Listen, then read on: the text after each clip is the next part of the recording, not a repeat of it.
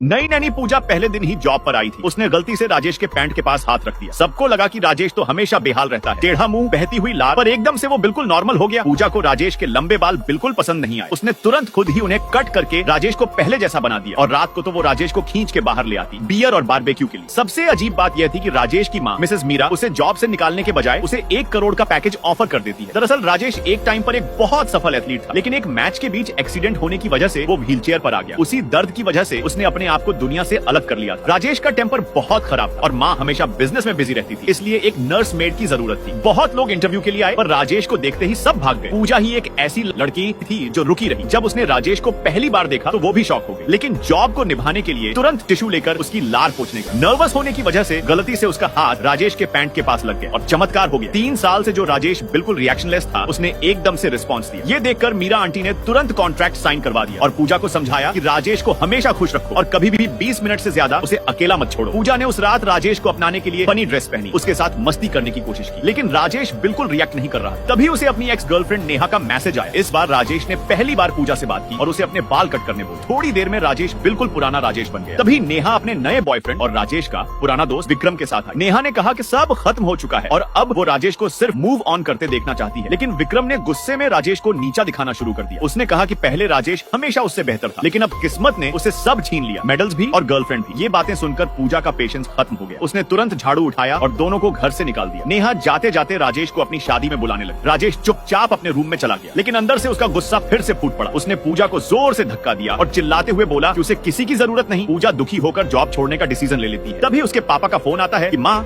सरला hospital में है और कंडीशन सीरियस है। पूजा तुरंत घर जाती है, जहाँ उसके रिश्तेदार अंकल रमेश और आंटी कमला उन्हें घर से निकालना चाहते थे। प्रॉपर्टी के चक्कर में वो लोग धमकी देते हैं और पूजा को गिराकर उसके सिर पर चोट भी लग जाती है। मजबूर होकर पूजा मान जाती है कि 3 घंटे में घर खाली करेगी। तभी मिसेस मीरा उसे फोन करके मिलने के लिए बुलाती है। उसने पूजा को एडवांस में 1 करोड़ दे दिया। पूजा अपनी माँ का ट्रीटमेंट करवाती है और तुरंत राजेश के पास वापस आती है, लेकिन रास्ते में उसका बॉयफ्रेंड समीर मिल जाता है। उसने उसकी इज्जत उतारने की कोशिश की और बोला कि पूजा अब किसी और के साथ है। पूजा ने गुस्से में तुरंत उससे ब्रेकअप कर लिया। फोन पर मीरा आंटी बार बार कॉल कर रही थी, क्योंकि राजेश की कंडीशन बिगड़ रही थी। पूजा डेस्परेटली घर लौटना चाहती थी, लेकिन समीर उसका रास्ता रोक लेता है।